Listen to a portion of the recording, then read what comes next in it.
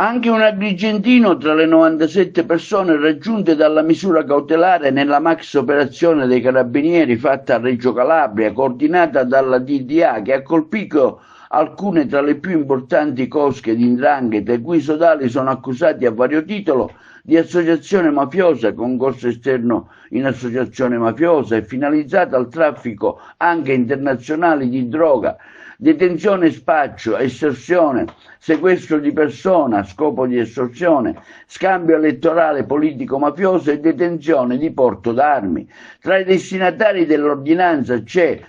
il canicattinese Salvatore Carlino, 34 anni, finito in carcere a Petrusa. Carlino era già ai domiciliari per un'altra vicenda giudiziaria e lo stesso è indagato per detenzione ai fini di spaccio di sostanze stupefacenti e nello specifico l'avere acquistato quasi 3 kg di cocaina da uno dei promotori della presunta associazione a delinquere finalizzata al traffico di droga. I fatti contestati risalgono al 2021. Tra le principali accuse contestate dalla DDA di Reggio Calabria, diretta da Giuseppe Lombardo, vi è quella di avere gestito in regime di monopolio il traffico di stupefacenti attraverso una struttura stabile e ben organizzata, frutto di alleanze tra le cosche della provincia.